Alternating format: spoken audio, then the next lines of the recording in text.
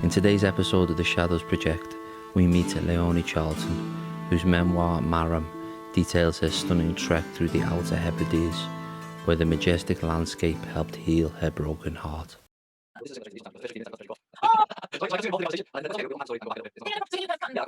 Hello, Leonie. Nice to meet you.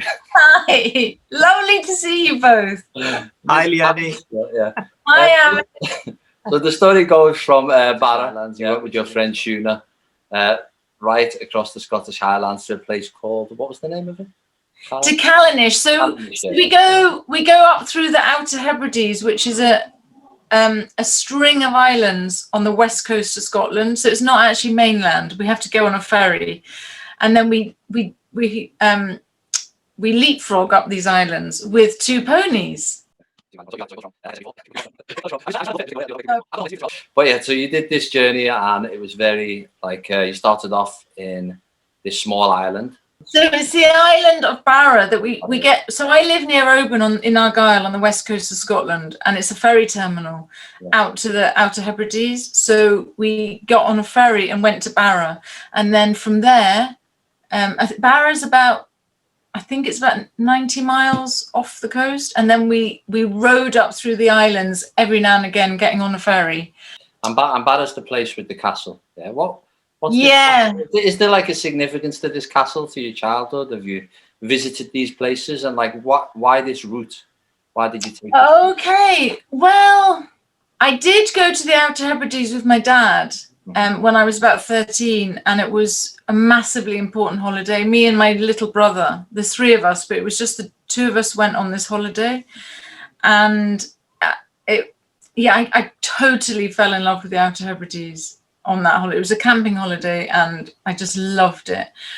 So I've been back a few times. It was also a place my mum loved, but we never went together.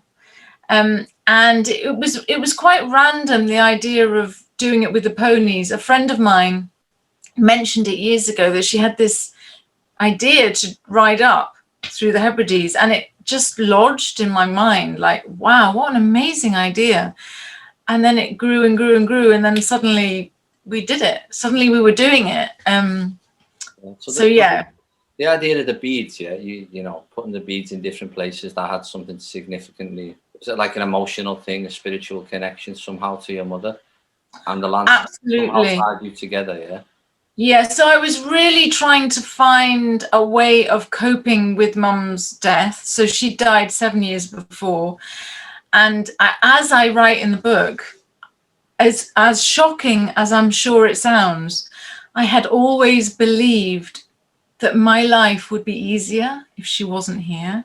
And I don't feel good saying that, but I genuinely believed it because I didn't know how to cope with her. I actually really fell in love with her in a whole new way when she was dying. And I think I just opened up in a whole new way. So I wasn't so defensive around her, and I saw her in a new light, an entirely new light. So then she died, and I was completely wrecked. I had a breakdown, and I also my back kind of broke. I ended up having back surgery, and it was just everything collapsed, and I just wasn't getting better from it. I didn't know how to live with the grief. I didn't know how to live with the pain.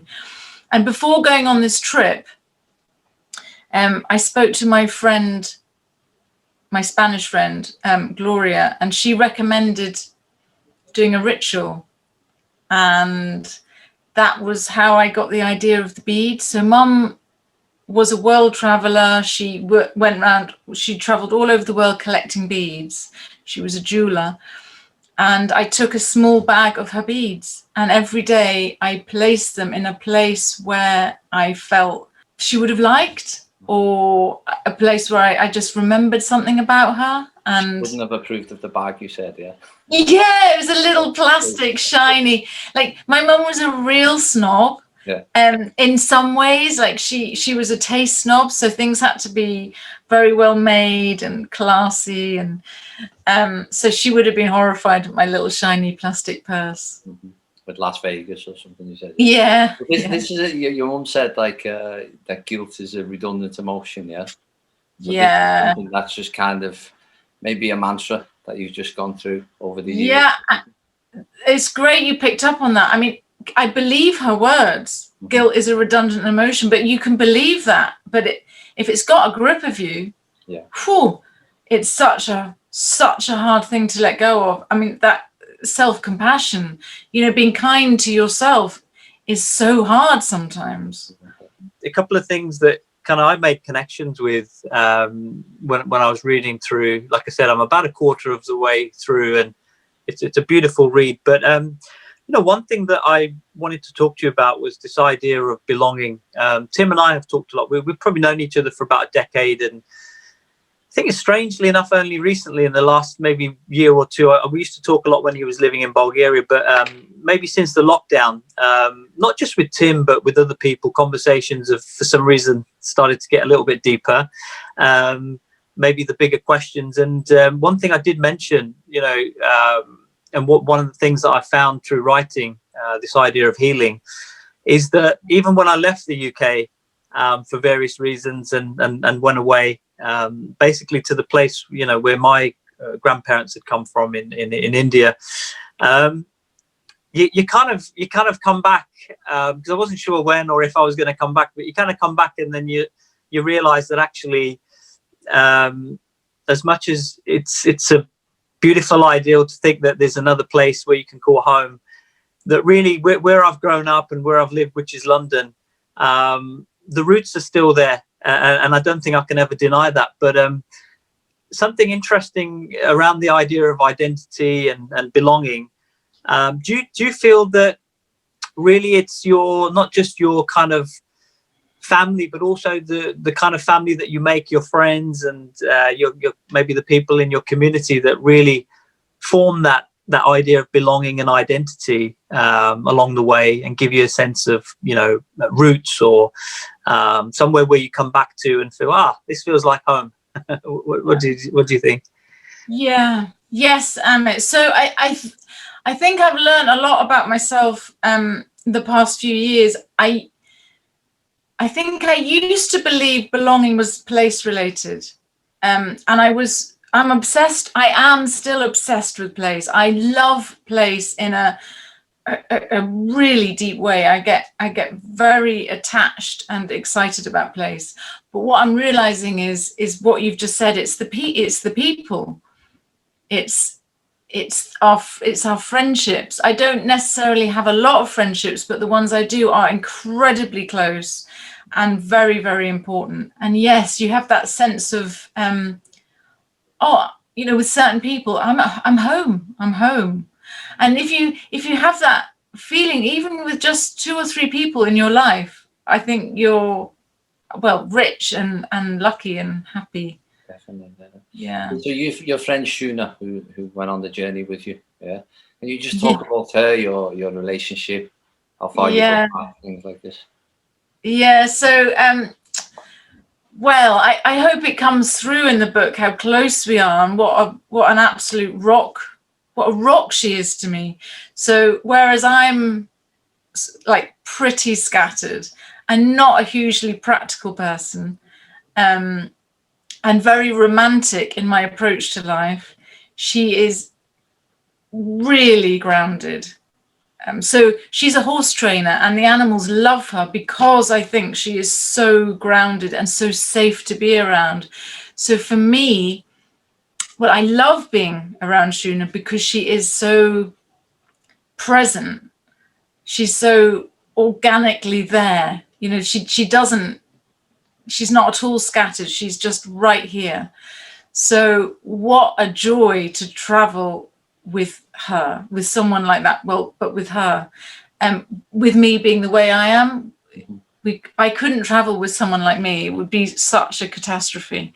So we really complement each other. Well, that's me. And I'm planning to do this trip with Amit to visit different writers, and we're just talking to different people. You know, the way we speak. Yeah. I'm a bit rough. He's a bit smooth. You know. So isn't that great? It's like a mix, you know. So I like this kind of differences in people, when you perfect. And the differences on the outside and where you find the connections, where those differences kind of join together and makes up a whole that really works. So if you guys have got that going, that's just priceless. Well, he's teaching me to be more diplomatic and calm. Because you see these things on the day, like they come back to Britain and like it's just in chaos at the moment. You know, with all these like it seems like there's an uprising every day. Somebody protesting against something, you know. Yeah. Like there was one yesterday with the police and all these problems, or race or sex discrimination. Every day there's an issue, and I feel like it's just exploded. And sometimes the reaction is justified, and sometimes it's not justified, in my opinion. You know, the way people go about how they protest or whatever. But when you read your book, it's like a different world, and it's not far. It's just north. Go up the road, a few hundred miles, and you're there. Yeah, in this totally different landscape with hardly any people. Yeah, or very few people. Small communities, like another world. Yeah. Small communities, but an incredibly strong sense of people. I hope that comes through. It's like the landscape is massive, and then the people are massive characters and such an important part of the landscape. Yeah. So with Shuna, how did you meet Shuna? Just through the school, or? Yeah, through horses. Okay. So I have 3 children, and I had my 3rd one, and I thought, okay, I really want a pony, and I want to stop having babies, and I think that's the best. I mean, it's ridiculous. It's a ridiculous way of going about it. There are other ways, but anyway. So I got into horses, and I got my Highland pony Ross, who is in the book. He's the Trojan hero of the book, really.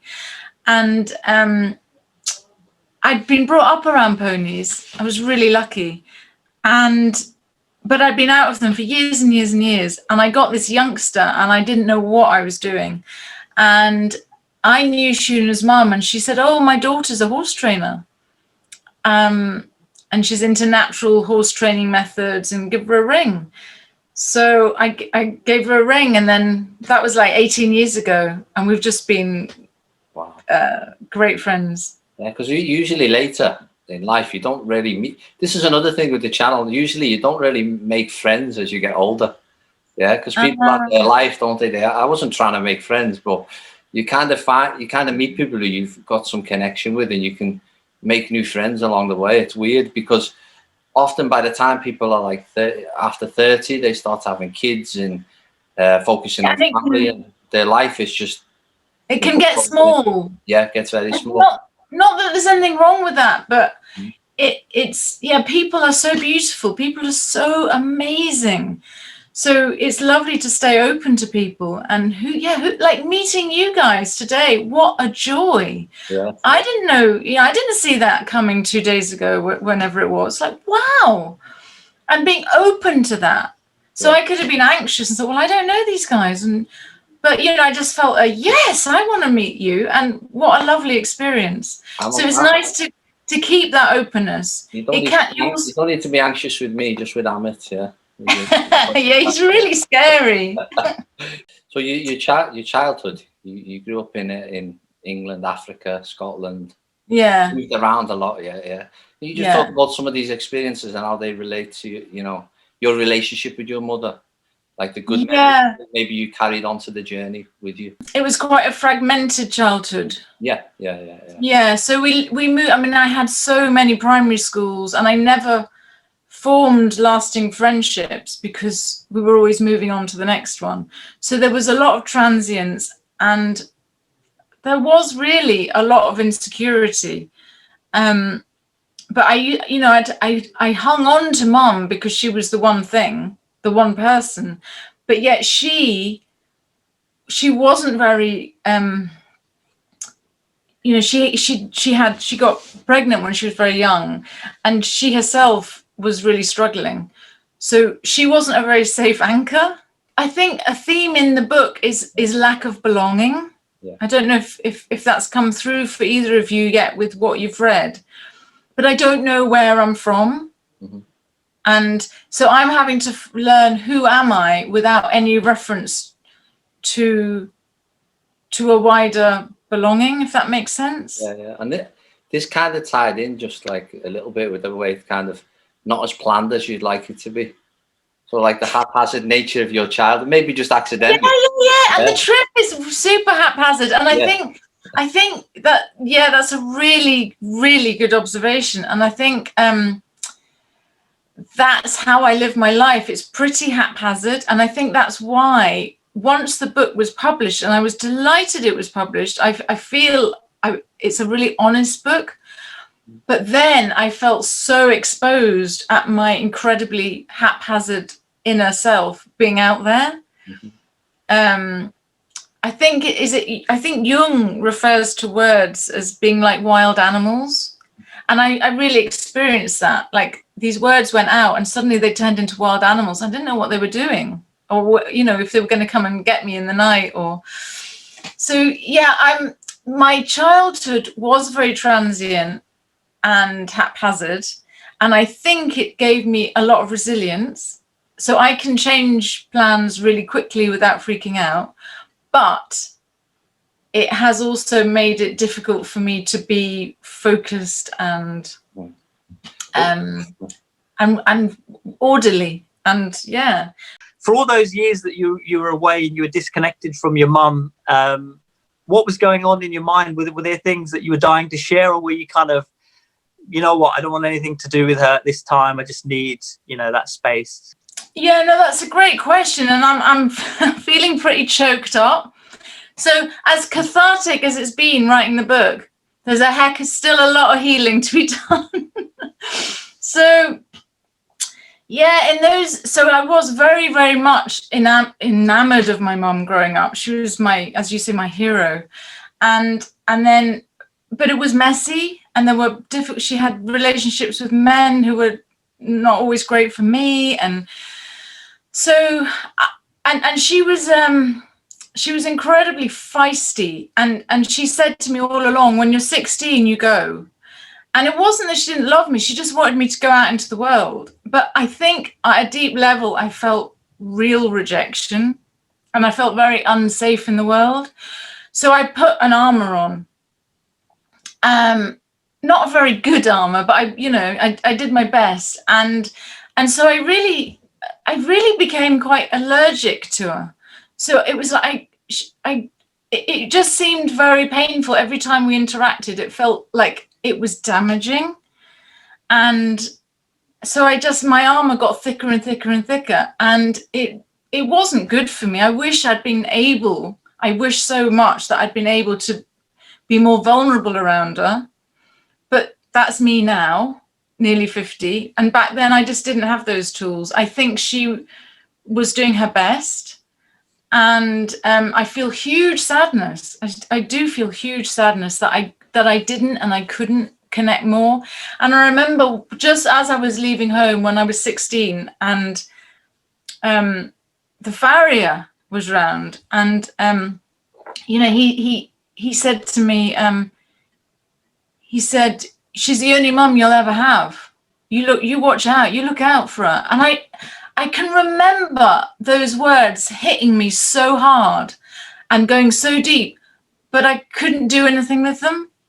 So basically I carried a kind of resistance for a lot of years. And she was tricky, and I wasn't imagining it, but it's so hard as you get older. With hindsight, I could have tried different things, but that's life, isn't it? Sure. So Leonie, something that kind of connected with me when I was reading the book. So I don't know if I mentioned, I kind of transitioned from one career to another, and my second career was as a teacher, as a humanities teacher, so teaching things like English and history. And we did a really interesting project a few years ago. I think it was a year 9. I was in quite a progressive school, and we could kind of design our own projects and things. And the connection I made was that we were looking at origin stories, and interestingly enough, you talk about animism, and we were basically comparing, like, for example, we did the Yoruba in Nigeria, We looked at the origin stories of Native Americans, and then also we looked at the Book of Genesis. I think there was a fourth one, but something that I think I only got interested in after that, and strange because you think growing up in England you'd be aware of it, but I think it's kind of lost in amongst all the, you know, the Tudors and Henry VIII and all that. But I mean, England does have a real history of, you know, if you go back to the Celtics and the Anglo-Saxons, there is a history of, you know, whether you call it, you know, the kind of idea of paganism or animism, but, you know, really having that reverence for nature, having that reverence for everything. But I think it's been lost. And like I said, it was only when I came back and then I think I visited like Stonehenge, a few other places. It got me thinking, why it's not that we've rejected that in favor of, you know, organized religion. And I know you kind of mentioned in your book why your mother's experience put you off that. But do you feel like we're going full circle? So maybe we kind of wanted to move away from it, then came to organized religion, but we might be coming back to this idea of animism where people are really thinking, well, what are we without nature? What are we without, you know, these living creatures, whether, you know, trees, animals, whatever we're surrounded by, but usually don't have reverence for. So what do you think? Is it a good thing we're coming back to it? Oh yeah.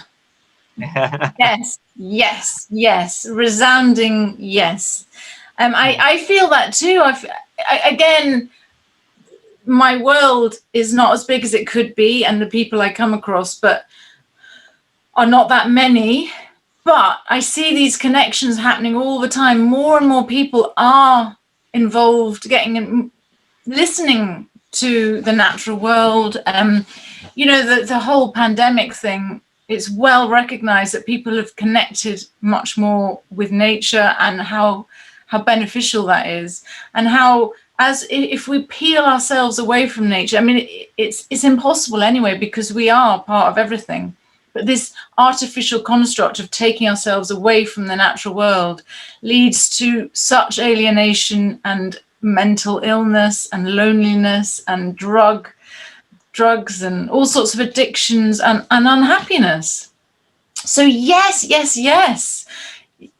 I love seeing more and more people connecting with the natural world and realizing we're all part of it, and not bringing us humans and the natural world, we are together in a whole holistic way, and realizing that we can help the earth as much as the earth helps us. It's very easy to get into a negative place of we're just so shit and awful as a species.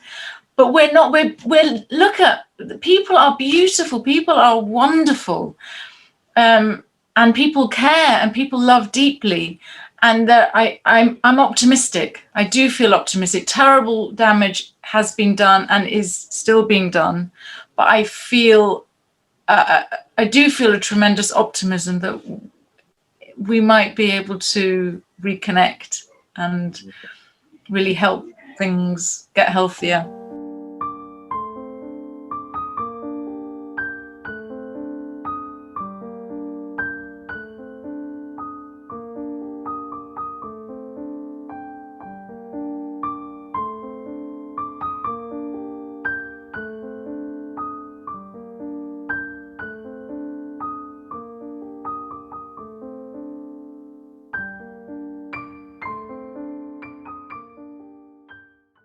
That was really beautiful. Can you just say that again? I didn't record. I did. So you finish your journey in this Calendish. Was that intentional, just to finish on a stone circle, or was that just? I mean, it's like, it was so not intentional, because the idea was to ride all the way from the southern tip of Barra to the northern tip of Lewis, which is and of course we have this disaster that I'm not going to go into, but we were just really happy to be alive. Mm-hmm. So we ended up actually cutting the journey short. We couldn't get to the top, and people were like, oh, you can't do that, you've got to find a way of riding to the top. And it was like, no, we don't. It's the journey that's important. It's not getting there or clocking the miles or climbing the hills. It's the process, and we had one hell of a process. Yeah. So we were just so happy to be, and it was beautiful finishing at Callanish. Yeah, sunrise at Callanish. Yeah. It was incredible. So you have this like masters in creative writing, yeah? Yeah. How much of, you know, like sometimes people go to university. I did archaeology in university. Oh, fantastic. You'd love the Hebrides. The archaeology out there is incredible. Like Scottish Hebrides and all these places there, all the old Neolithic sites, and fantastic place. But like some of the earliest inhabitants of Britain were there, yeah, in the Absolutely. But so you did the English literature masters, yeah. But it was a creative writing master. Creative writing. Yeah. But how much of this was like in your book? How much of this was useful when you were writing your book, and how much of it was just your past and your, you know, yourself, rather than something you've been taught? You know, like an intuitive way of writing when you're thinking, using your emotions, using your experiences through life. Did the course influence you in, you know, more or? Yeah, there's lots of answers to that question. So the intuitive, organic process of writing the book, I would say no, the course didn't help that particularly. You know, I did the trip and then I wrote from the heart. Mm-hmm. But when it comes to editing, you can't just have, you know, endless words straight. You need to shape it. Yeah. You need to bring craft in. And yes, doing the course absolutely helped me with that. And I did the masters at Stirling and they were fantastic, the tutors there. But I've also been on a couple of residential writing courses, like travel writing and nature writing, and you learn, you pick up bits and pieces. It's like anything we do in life.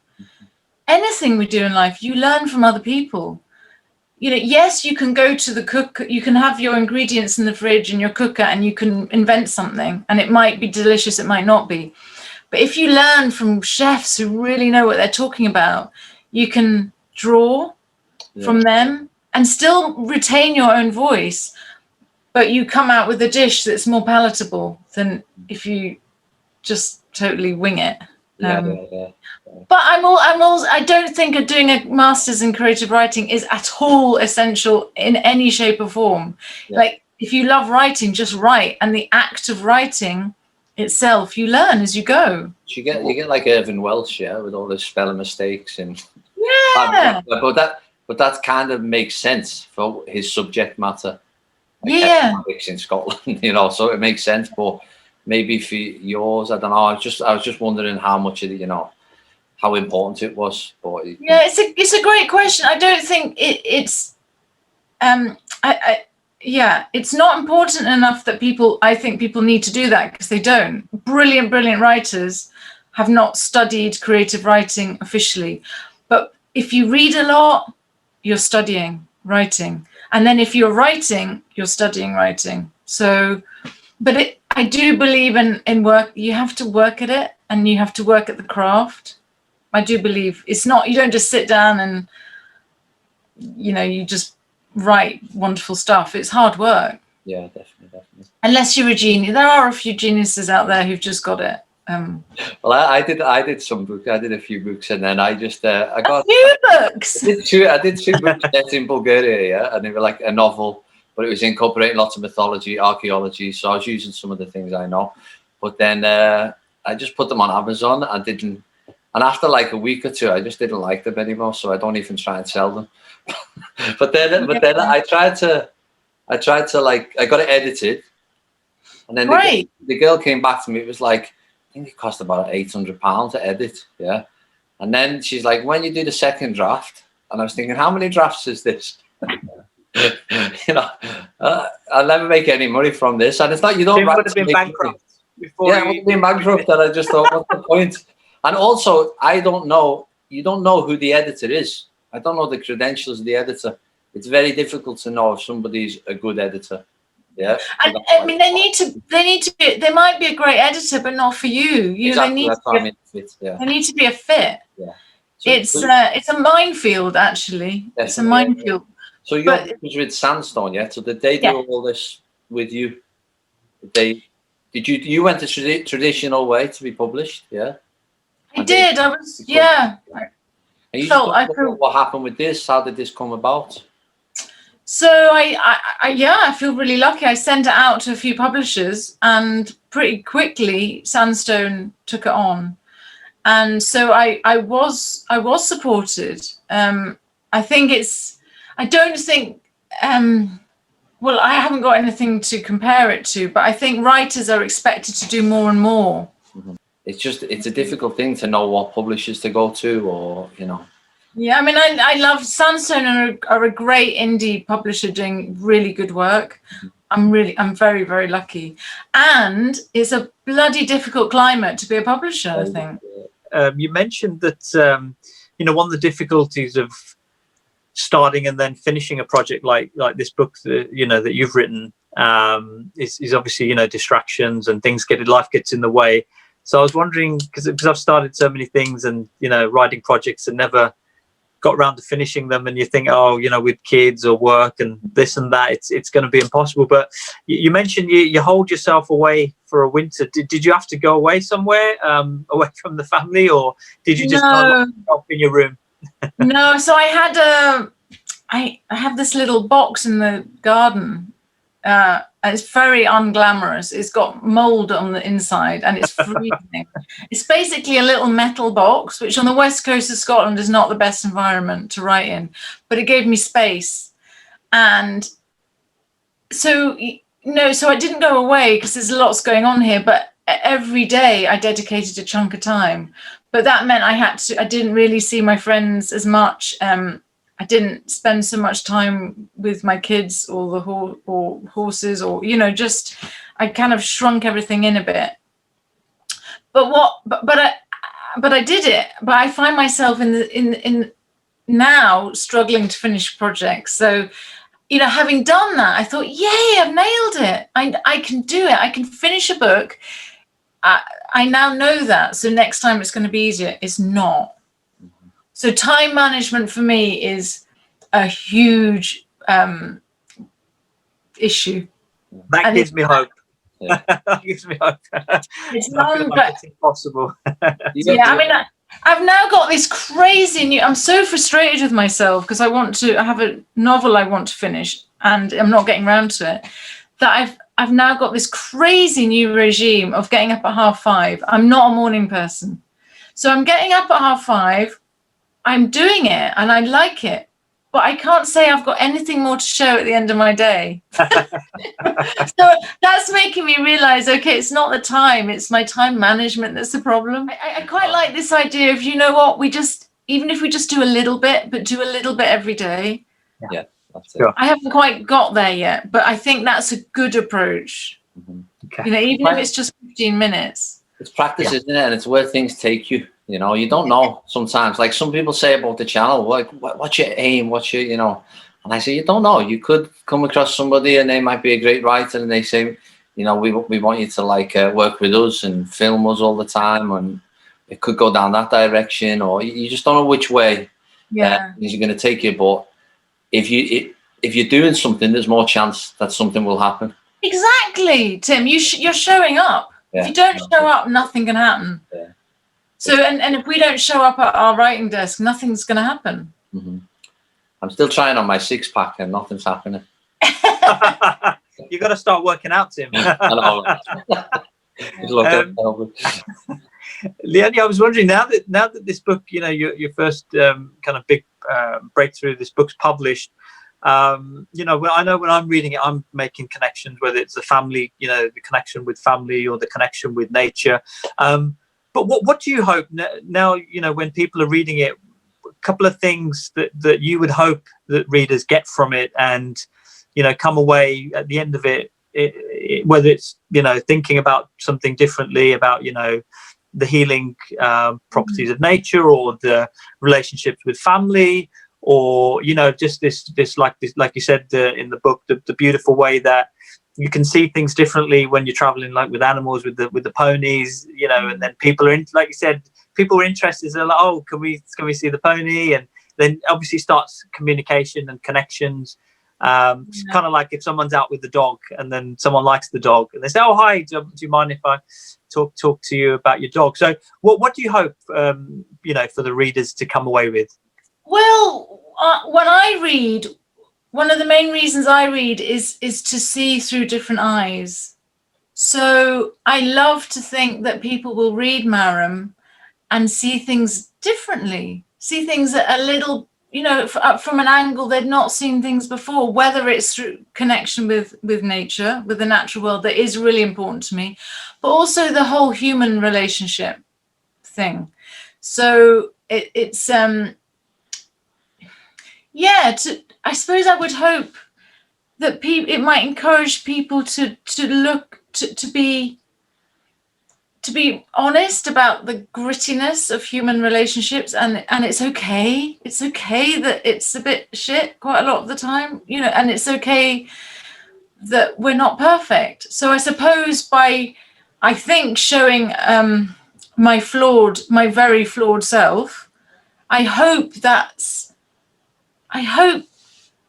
inspiring or reassuring to other people that we're all so flawed and we're just doing our best and we're trying, and it's great to communicate and it's great to talk about these things. Yeah. With an uplifting message and a celebration of something else, yeah. There's lots of people who I've spoken to take hardship and take bad things and turn them into something really beautiful, you know? Yeah. Whether it be a movement or whatever, or a book, or it's fantastic talking to you. I love it. Oh, you too. I'd love to come to. So we will go to Scotland, yeah, and I'd love to come and visit. Yeah, and fly around the highlands with the drone and meet the ponies, and do another little interview, and it'd be brilliant. Great, I look forward to it. Yeah.